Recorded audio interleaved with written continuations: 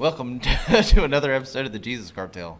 You got to experience your first taste of our opening. How did it feel? Were you as impressed by the power of my hand clap as most people? Yes, I feel like somebody's here. Oh, I didn't realize we had somebody here. Yeah. I thought you were asking me that. No. It's weird being on a podcast with you and simultaneously not wanting to talk to you, but I really thought this was all about me. Yeah. I don't think I'm gonna like this already. It's usually how our episodes start. It's like I have to talk to Clay and I don't want to, and then I get used to it. Two people with the exact same personality on the podcast at the same time. You two guys? Yeah, I'm So excited who is about our it. guest? I don't know. First time I've seen her. Now with us is Clay's. I'm not going to tell you where she ranks in terms of the Russell children. I think that'd be unfair. We may get into that later. Let Clay divulge this live in front of her. But she is the middle child. Whether or not she has middle child syndrome, that's another conversation possibly yet to be had. But this is Miss Elena Russell. She likes to be referred to as my youngest daughter. Yes. And I thought you knew that. Yeah. I don't go by middle child. I'll go by But you youngest are. daughter. Youngest daughter. I'm also youngest daughter. In today's society, Cooper could change his mind and become the youngest daughter. And sometimes he does call me his first boy. So, you can go either way. Well then, Hey, this is gonna be a great this episode. we're gonna out the gate. Already. This is gonna be good. What's been going on with you guys? So just so everybody knows, in complete fairness, the reason why we're having my youngest daughter on the podcast with us today is because I wanted to spend some time with her. She just come in from Dallas last night. She's actually doing work from home right now. She's taking an early lunch break, and our schedules just did not match as much as we want them to. And so I said, well, look, just come on Jesus Cartel with us, and it'll be like we're spending time together. So, hey, there we go. You got to get it in where you can. Yeah, were you as excited about being on the podcast as he was to get to spend time with you? You know what? I think I'm pretty good with the flow these days. So if y'all tell me to be on the podcast, I'm going to suck it up and I'm going to be on the podcast. There you go. Amen. I like it. them. I respect it. So what's been going on with you guys? Well, I will say this. She is also my only child that's ever been on the podcast. And I'm the second Ruskell, That's true. so number 2. Yep. That's true. Yep, second Ruskell and first of my children. That's good. You know, I hadn't even thought about the fact that none of your kids have So have Aria wanted to and spend Elena. any time with you and be so on your Aria podcast. and Elena are Yeah. the two that's made it from the Ruskells. Interesting. I don't know that the people know that we have a family group chat. Oh, Yeah, so it's the Russells and the Skulls, which is where Russ Skulls come from, but it's also Ryan Kincaid. But his name doesn't match. Well, there is an R in Ryan, and so we just kind of attribute that R as part of him. And so, yeah, that was probably 2-3 years ago or something like that. September of 2023. Ryan and I found out that there was a family group chat happening, and that we were not getting included in some of these conversations. So we started another one, and we've been in most. I think that they still have like a rogue family group chat that excludes us, which we're obviously not okay with. But there is still some rebellion in the Russell family. But for the most part, we do have a whole lot of conversation in there, and it's a lot of fun.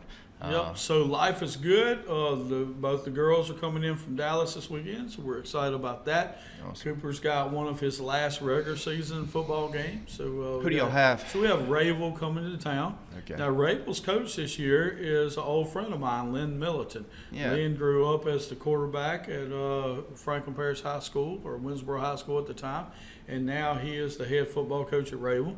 So he's got a lot more discipline to the team, and they're doing better. They're like 5-3 right now. Oh, wow. Right. I did not realize that. That's Yep, great. They're doing really good, and he took over like right before the season, so he didn't even have a whole off season with them. So we're very proud of what they're doing, and they'll be coming to Mangum tonight. So that's always going to be a good time, and it's Halloween. I didn't even realize I keep that. forgetting that. Yeah. Yep, it's Halloween. So Ravel coming to Mangum on Halloween night. Hey, it's got to be great theater. Yeah, it could be a good time. How did the game last week go? Y'all So had OCS? we played OCS last week, and it went about the way that I thought it was going to go. Elena's just. No, OCS game, they're bigger, stronger, faster. Okay. And very disciplined in the way they are. They were jumped upon us because of some errors that we made early on in the ball game. Now, once we settled down, it was fine. Second half, we scored 1 touchdown. They scored 1 touchdown. But at the jump, Damage was done already. Yeah, the damage was done. And so now they didn't let up. We just got better, but they were already better. Sure. Yeah. So they're just a better version of where we would like to be. There you go. Well, that's good stuff, though. It's, take some of that in and learn from it. As long as you adjust to it, because you're not in the playoffs yet, as long as you adjust to it, it's not a bad thing to have things like that exposed. Right. And you won't be playing a team of that caliber. But you will be playing some very good teams, and now you know more about your team than you did before. That's good. So, That's and good. Elena's going to the Louisiana Tech game tonight, so tell them about that. Yep. Yeah, so Tech is playing their homecoming game tonight on Okay. Halloween on Friday at Yeah. night. So Are that you is- going to dress up? I am not. I have a pizza costume in my car just in case that I need it, but I don't plan on using it. Do you have to use the pizza costume for anything, or do you just No, have like just an a backup. emergency? You have an emergency costume. Just in case. That is wild. That is a level of responsibility that is superior to most of what So you hear now in here's life. the truth. Okay. The truth is that she had a thing tomorrow night in Dallas that she could have wore that for, that she bought it for.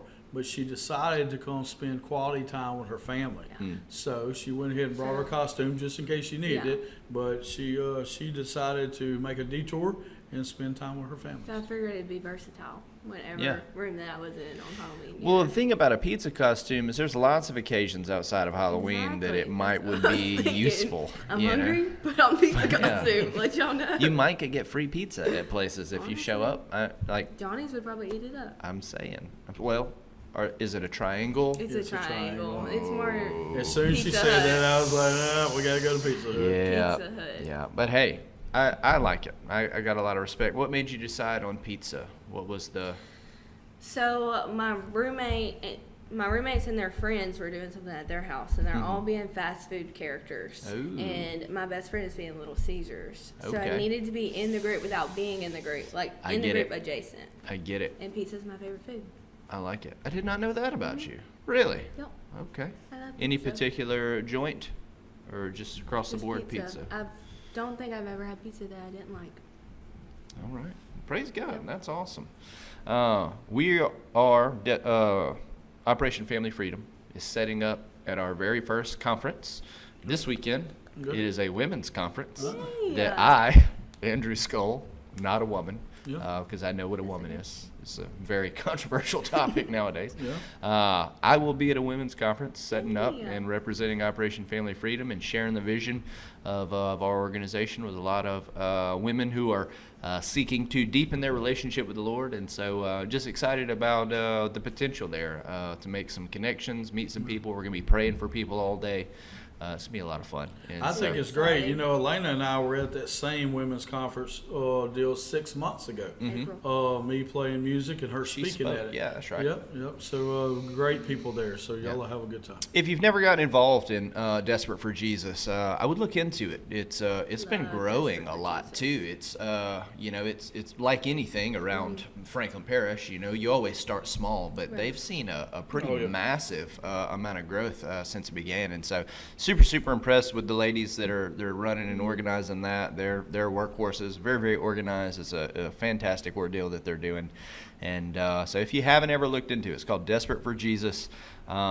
Is it specified to Franklin Parish? Like, do they have like a page or something that's Yes. Desperate for Jesus Franklin Parish? That's what it's called. Yeah, Yes, and sir. so look into that if you're local to us, and man, I would encourage you strongly to get involved. Yeah, and even if you're not, we like to learn from other people and stuff, and how I got to watch this organization from the ground floor. And, what started out as a vision, from one lady, she realized quickly that she didn't want to do this on her own. So she surrounded herself with other great, strong people and gave them all responsibilities and That's stuff. right. Because what they put on And as often as they put it on, I think like 4 or 5 times a year, it would be very big for one person.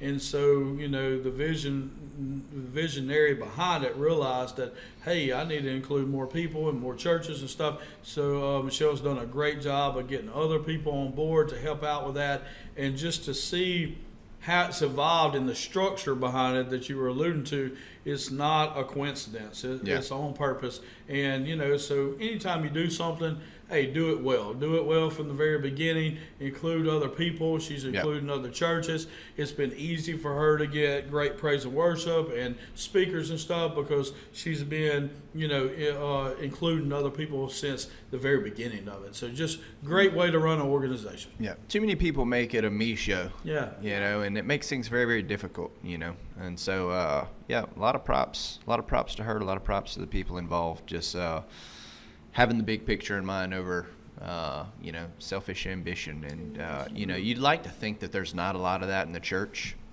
but unfortunately that's not what we've seen in life. Right. It's not the reality is that, ego can get the best of anybody. And that's why it's so important to be rooted and remember, the roots of where you come from and really what you're capable of apart from Christ, which is pretty much nothing. Right. I'm working, mentoring a young man right now that has went through that in his life, in the church. And I didn't realize that because, I don't know, I've been part of ministry for a long time now, and been part of praise teams for a long time. But I was about a year or two ago, I was talking to a couple of guys that were on the platform at a denominational church, and they were talking about how everybody in the church wants to be on the platform. Yeah. Everybody there wants to be a musician. They want to be a singer. They want to be something because that's where the honor is. Yeah. Is on that platform, And like I said, it was a local denominational type church. And they said, and then when you get to the platform, then you want to move closer in the platform, closer to the front. Yeah. And it was like everybody's jockeying for position and stuff. And I don't really, to me, it just kind of blew my mind. I didn't really understand it because, you shouldn't have that selfish, mindset in the church, right? But they said their whole praise team platform, everything was all about getting in a better position and stuff. Yeah. Well, now I'm mentoring a young man that's experienced some of that in a different church, and now he's hanging out with us, doing stuff with us, and he's really way too hard on himself. Yeah. He's not as happy about what he's doing as he should be, and we're all just really happy with what's happening in his life and what God's doing. But for him, his mind has just been too much performance based. Yeah. And he doesn't want to be that way, but it was kind of ingrained in him at a young age, and that's difficult. Yeah. And it's odd because, I remember when I first came into ministry, there was a lot of that with me as well. Now, that wasn't because of the church that I was a part of. That was just the, ego that I had before, and then coming straight into ministry with no buffer. I mean, it was a 4-day notice between my last day of drinking and me starting to help lead. And so I didn't get any adjustment period. And so I'm seeing all these people who are these great speakers and wonderful worship leaders, and I'm like, that's where I'm trying to get. You know what I mean? And it wasn't like cutthroat where I wished anyone like ill, but I definitely would see people have opportunities and be like, man, I'm better than that guy. I don't understand why I'm not getting some of these same opportunities. And it's like, man, what an unhealthy place to exist in the body. But that was the reality. I hadn't really hit that place in my relationship with Jesus where I recognized the reality of what I'd done with my life before. I still had a very storybook picture of how things have been, which was not true, but it's just the reality I'd kind of created for myself. And the more mature I got, or have gotten over the years, and the more I got around people who are genuinely rooted in their relationship with Jesus, the more I stepped away from that. And it was very humbling in a lot of ways, because the people I truly, not good speakers, but the people I truly wanted to be like, weren't like that. There were people who jockeyed for those positions, but I would never have traded private lives with them. Right. I didn't like their private life. But the ones who were truly humble, that I was like, man, I would trade lives with this guy, they were not interested in taking center stage. They would take it when it was necessary, but they were never jockeying for it. And in fact, it was almost the other way. They'd be, like, I'm talking some of the most dynamic, like God moves every time they open their mouth type of people were like, hey, does anybody else want to give a word tonight?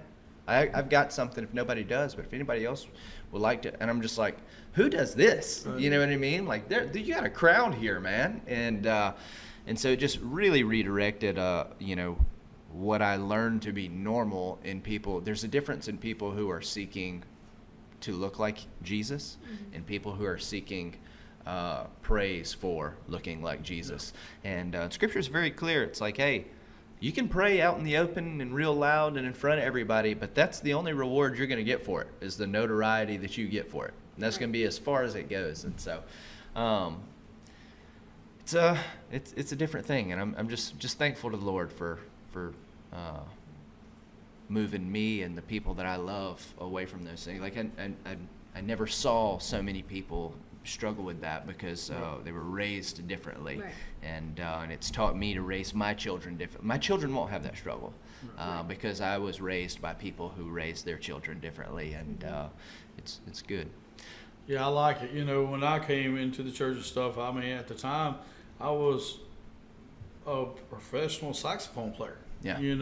And that's what I was the best at. Mm-hmm. But they were going towards more praise and worship, and they loved me playing saxophone, but they needed a drummer. Yeah. So then, I have to do something that I'm not as good at, just because it benefits the church the most. Yeah. And then, my best friend that was the best drummer in the world gets saved, and now we don't need a drummer because he needs to be the drummer. Now he teaches me how to play bass guitar, something that I've never done before. Yeah. 4 days later, I'm the bass player, so those things have never bothered me none. I'm just as good at being the 10th man as I am the first man. Yeah. So it's like next man up, just like with her. This morning she wouldn't have never asked to be on the Jesus Cartel, but I asked her to come on Jesus Cartel to spend time with me, and she's like, okay, if that's what you want me to do, I'll do it. Yeah. Now, truth be known, she could run Jesus Cartel. Sure. And probably have way better ratings than what we have, I agree. She may. Yeah, she may, She may. But at the same time, she's not trying to say, hey, y'all need to have me on this podcast so y'all can get some better ratings. That's right. You That's know. right. So with that, it's time for us to ask you the get to know you segment question that we always ask when we have a guest, which is, And I don't remember it. what is your favorite thing about your father and I? That is so unfair because I've known both of you for so long. Well, hey, then you should have a great list of You can things do to it choose individually. from. You can go with Andrew first. Yeah. So what I are don't your know if favorite? I want to go with So Andrew. what are your favorite things about Andrew? Like attributes of Andrew. Sure. Whatever comes to mind. Okay. This is so fun. With For- people always squirm when we ask. For those of you who do not know, I'm going to look at the people for this one. Andrew was I'd say that he was my first youth pastor that I ever had because I was in 7th grade. And I was his first one at this new church that he was at. Yeah. And so Andrew has seen every side of Elena's life from 12 years old to 22 years old. So we've made it to a decade. That's right. That's wild. And I feel like we've both had very different stages of life in the last 10 years. So that's why I'm struggling because you're so different than you were back then. I know. I think personally it's that you're so constant. Like, even though it's been 10 years and things have changed a lot in 10 years, like your faith hasn't changed, the way you feel about your family hasn't changed, like the way that you hold yourself, you haven't changed throughout that whole time. And I think that everybody that knows you knows like the same Andrew, if that makes sense. Like you're not different in every room. Yeah. Awesome. It's good stuff. I don't know if I was supposed to say something funny or not. You did good. We want whatever Yeah, it is that it's you wanna whatever's say. on your mind. And then, Daddy, that's just so different because I think my favorite compliment is when somebody says, "You look so much like your dad. You act so much like your dad. You walk like your dad." Like anything, like even like you cough the same way as your dad. That is like, and I'm like, "Oh yeah, I do. Clay Russell's my father." So I think that everything about my dad's my favorite because if I can live a day that's like my dad, I'm accomplished. That's good. So that, I mean, there's not one thing So about my dad I she's don't my like. mini-me. That's right. She's my junior. That's Junior. good. That's right. Ain't that reserved for a boy? I think Daddy's tearing up. Could we start calling her Junior? Is that a... That's I been did a a lot thing of time. before. That's been a thing. Yeah. Bug, Yeah. Junior. Yeah. Yeah. So, Clay, what's your favorite thing about Elena? Yeah. Yeah, that she's my junior. No, Elena has the heart that everybody else needs to have. You know, her compassion, her empathy. You know, she doesn't. People say that you have to learn how to be empathetic, but she's always been that way. She's, you know, everybody is sympathetic, but Must be it's, nice. Yeah, but it's difficult for people to be empathetic. But that's not her. She has the heart. The good thing about her is that everything that I am in my Christian life, she is her whole life. Mm-hmm. You know, and so she didn't have to, you know, grow into all those good qualities. She always has those good qualities. So she's always loved people and been there for people and been the person that wants to help everybody and wants everybody to succeed. Now, the thing where that gets the most difficult is a lot of times she sacrifices herself for other people. Mm-hmm. You know, so not only does she have all those great qualities, but she's always had them. And because she's always had them, then she gets better at them. But sometimes she gets to where she's, you know, helps people too much. Mm-hmm. But it's because she has the heart that everybody wished that they had. Yeah, that's good.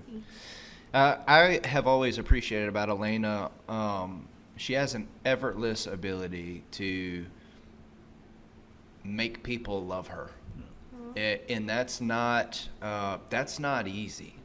That's not easy. It's not a skill that you develop. It's a part of your character. And if you look at the history of the Skull family Facebook pictures, Elena is in the cover photo, and Andrew's not in she is in most of them. But it's because the pictures that we have for my family, where they're the most full of life, Oh, Elena was in the picture. I love this. It's no coincidence, because the effect that you have on my girls and my wife, not just my children, my wife as well, and me, it's something that you can't replicate, you can't fake. And so you create genuine moments when you're around people, and I think that people feel like when I say they can be themselves, I don't mean like be who they really. What I mean is like you free people up to walk and look like Jesus, to love like Jesus, and to really walk in everything that God created them to be. Because in most rooms, there's actually the opposite pressure to suppress those things. You open that up for everybody, and it has a massive effect on my kids. My kids love the Russells, but they love you the most.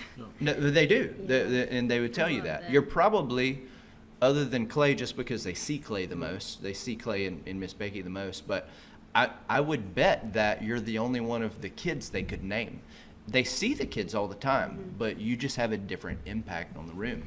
I wish And, I could see them every day. oh, Their I know. pictures actually by my bed. It's your family's by my bed. So, and just to teach people, you know, he said that, you know, his greatest quality about Elena is that, you know, she makes people love her. Well, the reason that she makes people love her is because she knows how to love well. Yep. So because she loves other people well, then it's easier for other people to love her. Yep. So they're just reciprocating what she's already given out. That's right. And so if you want people to love you and to like being around you and stuff, then you need to first love them. Yep. and then let it be genuine. And with her, it is genuine. You know, she's the person that when she walks in the room, she wants to, you know, speak to everybody in the room, just like I do.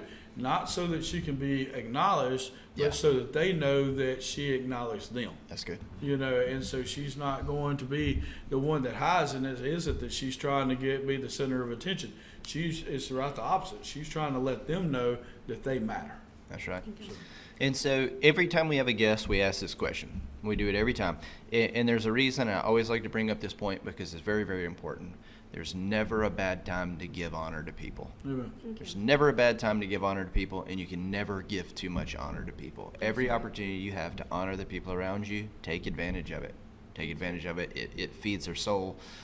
Everyone, I would think it's safe to say that everyone at the table is encouraged, more encouraged than we were when we started. Why? Because that's what honor does. Right. And so give honor to the people around you. If there's people around you who are doing well or killing it in an area or something like that, and you can brag on them, take today and just brag on somebody.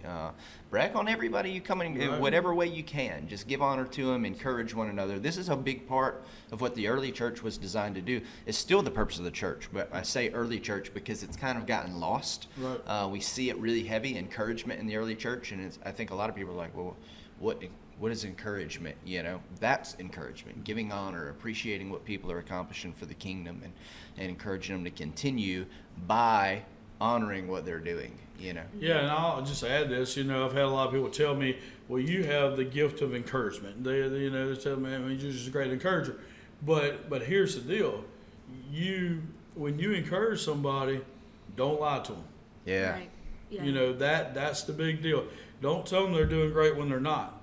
Now, they may be doing better in the area than they were before. Acknowledge, hey, man, you're doing so much better. Don't tell them they're killing it if they're not killing it. And don't tell them they're doing great, they're not doing great. But find the level where you can honestly encourage them. And when you do that, they respect that. Mm-hmm. But if you're just blowing a bunch of smoke, then it doesn't mean trust anything. your words. That's right. It's been years, and you may not remember. It's been a long time, and it's totally fair I have play a really good memory. if you don't remember. Do you remember the sandwich method I taught y'all at correcting people? Yes, Where and I still use it. The Yeah. love sandwich compliment. That's compliment right. sandwich. Yeah. Right. And so when we correct people, a lot of times, if possible, and it's not always possible for the record, sometimes there's not good things to say. Sometimes you got to go sharp because that's just the situation. But if you can, I like to always open with an encouragement. Hey, look, man, I noticed you've been working really hard at these things. I'm super proud of you for being diligent in those areas. I know those are struggles for you. I have noticed, and then small correction, and then follow up with what things will look like should they make those corrections that's going to be positive. Yeah. And so it just kind of creates an atmosphere for them to be more easily accepting of the correction rather than just walking up and saying, hey, look, man, you kind of suck at this. It's harder for people sometimes. But the funniest part about that is when you told us that, then weeks after we would go up to each other and be like, Andrew just complimented sandwiched me because he said, and we began to recognize that you're pulling out good things when you would tell us the difficult things. We were like, that was just a joke for years. Yeah. But the difficult deal with that is that when you give people a compliment, and then they go on and on about their, man, you're right. I'm glad you recognize that. And next thing you know, they go, and you never got to give them the correction. No, Andrew don't give you it's got to be quick. The breath. It's got to be quick. It's got to be quick. Yeah, that is one of the Right. downsides of teaching people things, especially in communication. They know because your tricks. that's the major thing that more than anything, outside of the gospel, the thing I teach most is communication. Yes. And it's exactly what you just said. When you teach people how to communicate, they begin to recognize the tactics that you are using to, and it's not a manipulation. They're just legitimate ways to communicate with people better. And so I'll be in the middle of doing something and someone like, are you doing this to me right now? I'm like, maybe. What's Not it to you? consciously. Yeah. But you have to be careful. Just like I had a best friend that was on the praise team with us. Just one best friend? This one best friend that was on the praise team with us. And at the time, she was the leader, and I knew. So I would hear her give undue praise to somebody. Yeah. Trying to really boost them up. And I'm just as good a musician or better than her, so I know what level this person's at. Mm-hmm. But because she's boosting them up higher than that, then I'm thinking, hey, when you give me compliments, are you lying then too? Yeah. You know, and not necessarily, she wasn't trying to lie. It's just that when you build people up and when you give people compliments and stuff, you need to believe that. And so don't, Correct, yeah. you know, so it is important to acknowledge people, honor them, and do those things, but not to such a great degree to where it's manipulation or, Yeah. you know, lying or anything like that. Well, Yeah. and here's the money word that we're looking for here. Flattery is dangerous. Right. It's dangerous. That's right. It just is. If you're gonna Honor give, and flattery is not the they're same. not the same. If you're gonna give a compliment, make sure you mean it and make sure you believe it, because you got to stand on it. Yeah. And when it Yeah. comes back later, well, hey, you said I was this. And you're like, well, I was lying to try to, you know, I was trying to make you feel better because I had to correct. Like, you can't do that. That will fold on itself. I think growing up, if Daddy ever said that, he would, of course, he's always like proud of me. But if he ever said like, great job at this, or that was really good, or like you worked really hard and you accomplished that, I knew that he meant it. Yeah. Because at the times that I wouldn't try as hard and I wouldn't do as good, he wouldn't say that. Like, he wouldn't be mad at me. He but would he say, wouldn't "I'm say, not proud great of you." Job. Like, and go home with the C on my report card. He wouldn't be like, great job, you tried your hardest, because it was obvious I didn't try my hardest. Yeah. You know. So I think that I'm able to carry that with other people in every day. That's good. That's really good. That's a big reason. People are going to think this is funny, like I'm like ultra competitive with my children. I'm not. But I don't just let them win things. Right. I No. make them develop skill. Now, I'm not like brutal. I don't play them like I'm playing adults. But I'm always playing. I did. I ain't never won a game of basketball against him. I play just like a sliver above their skill level for as long as I can, because it challenges them. They'll get better from that. You know, if I play my absolute best, they won't get any better, and they'll hate the game. But if I just stay just a margin above them, it challenges them, make them better. No, we let them score some goals. We let them have some success. But we also make them struggle, and Right.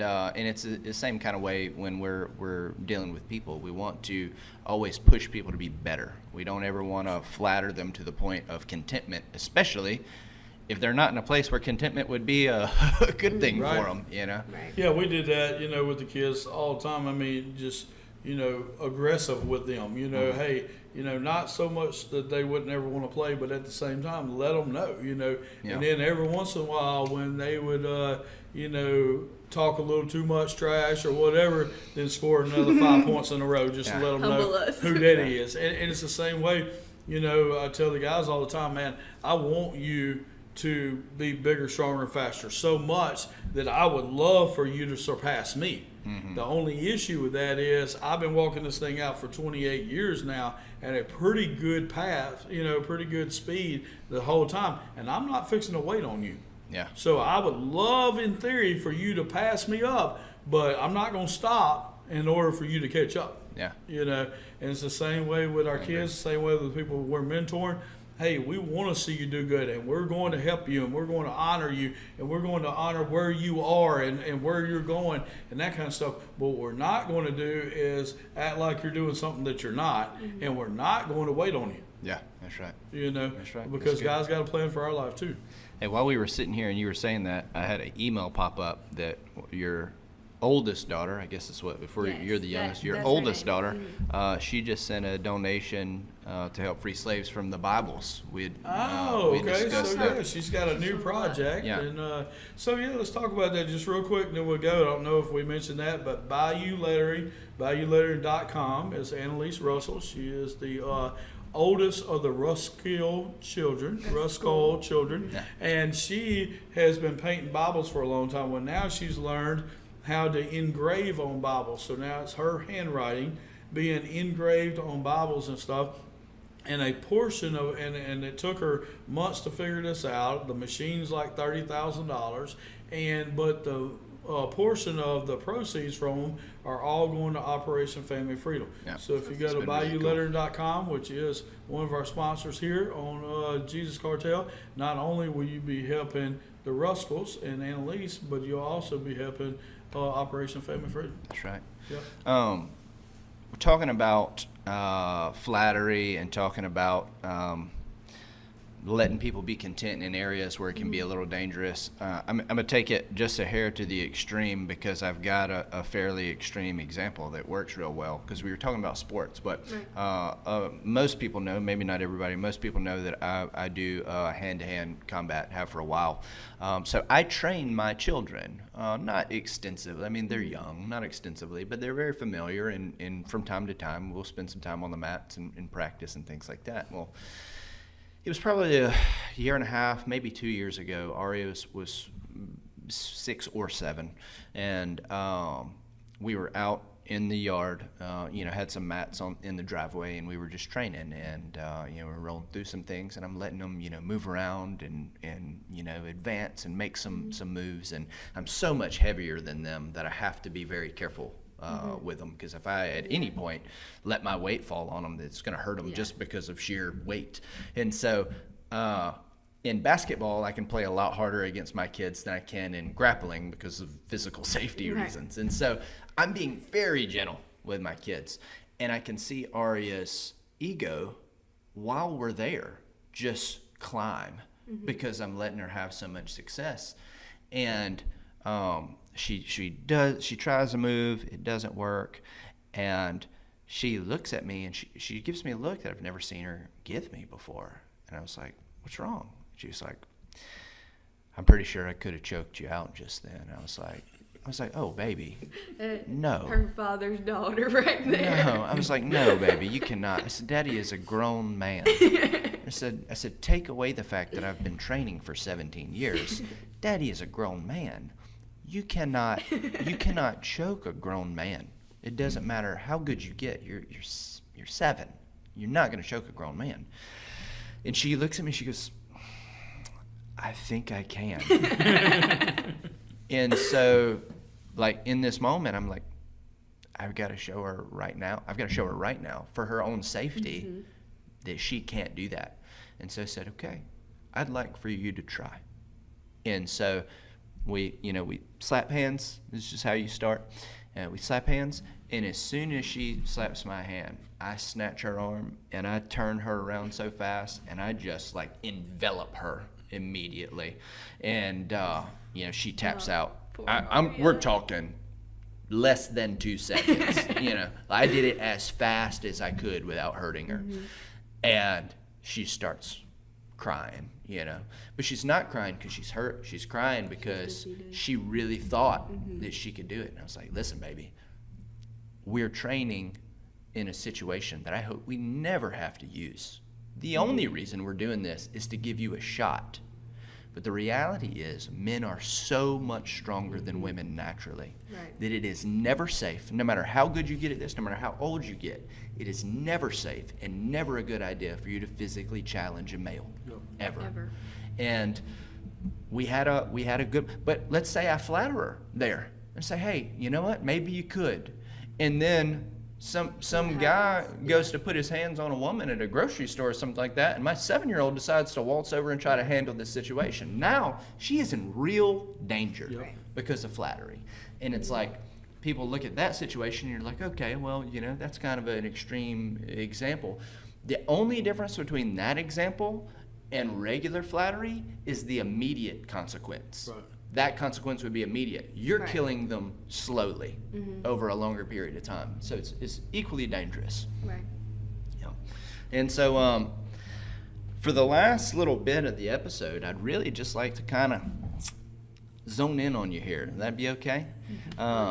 So you did grow up under a family who raised you to love the Lord, who raised you to know your identity in Christ.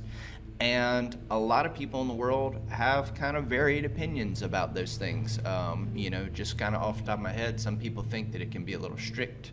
It can be a little bit too much, be a little overkill. Maybe you miss out on a lot of things.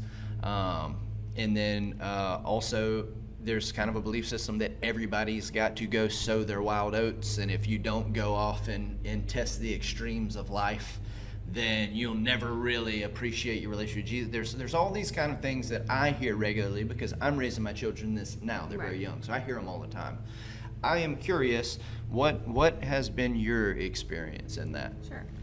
I don't want to sound not human or that like I'm not telling the full truth when I say this, but I've never felt that way. Like Yeah. I've never felt like I was missing out on something else in life because I was following the Lord. Because I think when you're a Christian, it's so different. Because it wasn't that I was just doing what my parents told me to do. It was that I was doing what the Lord told me to do. And I loved the Lord so much since I was 6 years old. So it was like, yes, my parents want me to not do something terrible. But Yeah. also, I don't want to do anything terrible because I love the Lord. Yeah. And I'm just like, also, like, we're in Fresh Start right now. And I've been to every Thanksgiving and every Christmas since I was 2006. So since Yeah. I was 3 years old at Fresh Start. And if that isn't like a warning, then I don't really know what is. Like, my whole life I've grown up around people that have been saved, healed, and delivered from awful things that like, not necessarily that they've done, but that's happened to them. And so I've walked up like seeing the redemption of God, and I knew that like I don't have to experience something to know how much God loved me because I've seen it my whole life. Like, live through That's other so people's good. testimonies instead of having the same testimony as them. So So you don't feel like you missed out on things? not in the least. No. I live a very Nothing good. At 22 years old, I live a really good life. Yeah. And that's talking about like through your childhood? Yes. Like even when you were young, you didn't feel like you missed out on stuff? Nope. And then going through like college, you don't feel like you Nope. maybe should. Have you ever done hard drugs? Nope. Why? You know, I just never like So I you don't know. you like and I'm about to ask you a question. It may be hard for you to pinpoint, but as Yeah. best you can. When do you feel like you really started to love the Lord? okay. My first time going to Mexico, I was 12. Yep. 6 months before that, we did a study called Experiencing God. Yep. And that's when I was really getting into my faith. I was about to turn 13. So I was in my 12s. I was Yeah. very young. And I had just started experiencing God. And I knew that God could do all of these great things, but it hadn't yet related that to my life yet. Gotcha. And so I saw people do great, and like my dad and my mom like loved the Lord and stuff, and that was so great for them. I was so grateful. I remember being like 10 years old and being so grateful for the life that I was given from the Lord, but I hadn't yet related, okay, now the Lord's going to use me, and that I was now a vessel for God.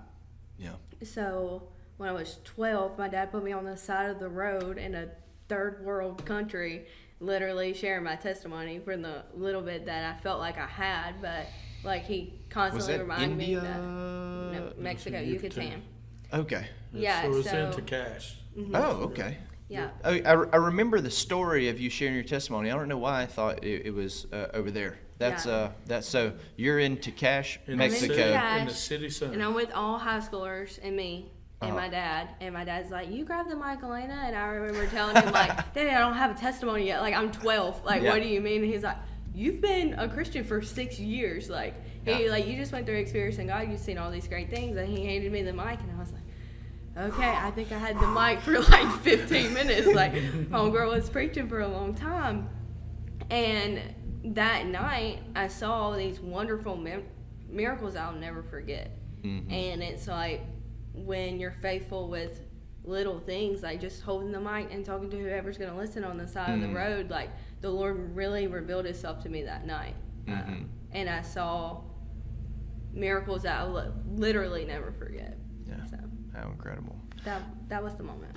Yeah. So I can't say for sure, but I would contend that that's probably the difference maker is when you fall in love with the Lord. Right. Because the Lord has loved you your whole life. Right. You know, and I think that there's a lot of us, myself included, that at very young I had some sort of awareness that God loved me, but I didn't love him. It wasn't necessarily like a rejection of it. It was like I don't even know what that looks like. Like, how do I love God? You know, like, sure, he keeps me safe, he takes care of us. You know, and really for a lot of people that's kind of limited. You know, a lot of people go through some really rough situations and Right. circumstances, and they don't even have the privilege to say that I've been safe. Right. And so when I got to the point where I actually started loving the Lord, not just knowing that he loved me, that's when things started to shift. Like, that's when I don't care about what other people are doing. I don't Right. feel like I'm missing anything like that. And so that's why I was kind of curious of where that fell. Right. It would make sense that it happened about then. Because you would have bypassed all of the, because you already had a genuine love for him. Right. And And it's so that's cool. Sorry, that's You're cool the way it works. You know, if you raise your children the way we're raising them, then hey, you know, somewhere around that 5, 6, 7, year old life, they're going to feel the unction to be saved and to be baptized and everything. And then, and so they feel like they're, part of the family and that kind of stuff and part of God.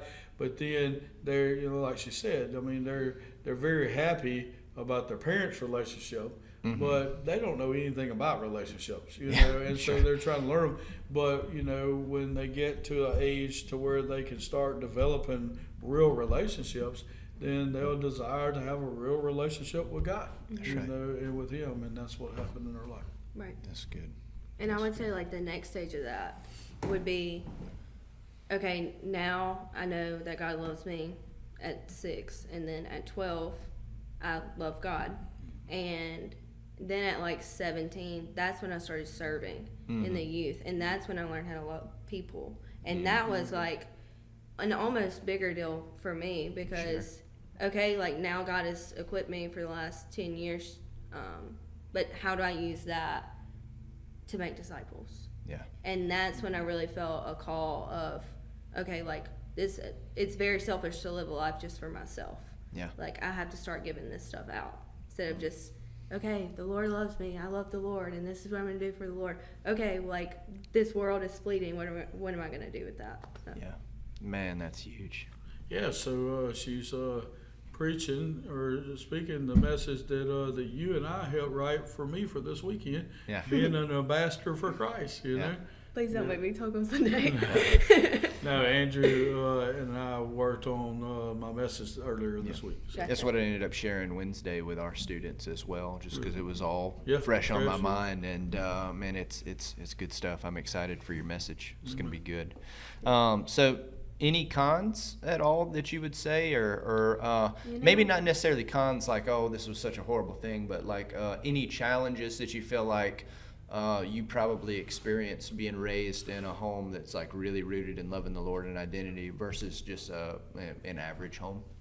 I think probably in high school, I heard like, oh, like, don't tell Elena that you did that because she's a preacher's daughter. She's going to go back and tell her dad. Or like, oh, Elena can't go there because she's a preacher's daughter. And I was always just like, okay, that's probably what's best for me. Like, Yeah. if you don't want to tell me, that's probably somewhere I don't want to be.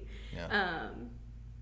Yeah, so it's just like always. So it's like a social pressure kind of. Yeah, and I just always felt like, okay, so you're protected. Like, you might not feel like you're protecting me. You might feel like you're, like, weighing down on me in a way, but really you're protecting me, and really that's really nice. So I'm just going to take that, and I'm just going to move on. So I've always been, like, I've always had great friends. I've always felt like I've been around a good group of people. Mm-hmm. There's nobody good in my life have ever been like, oh, your family raised you right, so you can't be around me. Yeah. So- That's good. Did that answer the Good. question? No, that's perfect. That's Okay. perfect. And it makes sense that, and that's kind of the backwardsness of the whole deal is that, the people who would say things like, well, your kids are going to have a hard time because of the way that you're raising them, you're actually the reason that the hard Yeah. times that they're Thank having you. are actually Yeah. from you Yeah. because of the social pressure Yeah. that you shove on them. It's like, that's all. Yeah, so she took something that they might have meant for a negative and turned it into a positive, and it actually helped her Yeah. instead of hurting her, and Yeah. and we know that God will work all things for His good, and so that's a perfect example of that. It's also a very mature perspective that you Yeah. chose. I'm saying you could Not have caring, you could have yeah. very easily had a different Yeah. perspective and and been like, oh man, I'm being deprived, but that's not what you did. Yeah, And, so many young girls, especially, that 13 to 16-year-old range and stuff, are just so worried about what everybody else is doing and stuff. And, and her having that identity so strong, she didn't have those issues that a lot of people had. I do want to say that when she talked about how when serving and stuff and how that meant probably just as much to her in that maturation process, maturity process, that is something that'll be with her for the rest of her life. She's always want to serve people and help people. Now, when you talked about, the negative side of being in a strong Christian family, the negative side of knowing who you are in Christ and being in church and stuff, the negative side is ministry is difficult. Yeah. And ministry is difficult. She has seen, and we probably have handled ministry better than almost anybody else. Sure. Being an associate pastor for 20 years, being the director of Fresh Start for 20 years, and then now being the lead pastor and stuff. She's seen a lot of what could have been difficult ministry times, but at the same time, we do make things more positive than we do negative, and because how we handle those things, I think has been a positive for her life. But if we wouldn't handle those things correctly, she could have saw a lot of bad side of ministry and been turned off from it. Yeah. But it wasn't, because we do handle those things. I mean, we've had some of the very worst things happen that you can imagine. I've counseled 6,000 drug addicts in my life. I mean, people with mental health problems, people going through divorce. Things happen, and things are stuff inside the church itself. Things are difficult. But because we handle them as positive as possible, we shelter our kids from the negative side of it, and they get to see more of the positive side. Even like you said, even when people meant it for negative, then it's been good for them, But the negative side of your dad being a pastor stuff is the ministry side. Oh yeah, for sure. And I was gonna say that too. Like, I've definitely probably seen a lot more people in my life come and go than the average person, and that when you love the Lord and you reach out to people, that happens. And I think that was one of the biggest deals in my life, is like getting so close to people, and then one day they're not there anymore, and it might not make sense, and like my dad might not tell me every bit of it because it's for my own good that I don't know all of that. Yeah. And that's also just the challenging thing about being in a small town too. Like, everybody knows everything about you. You're with the same people. I went to kindergarten with the people that I graduated with, and so that's like the joy of being in a small town and everybody knowing you, but also the challenge of it too. So I feel like more so in Dallas, I've been able to use that for good. Yeah. Like, I have 5 really close friends that love the Lord so much in Dallas that I never had that in Mangum.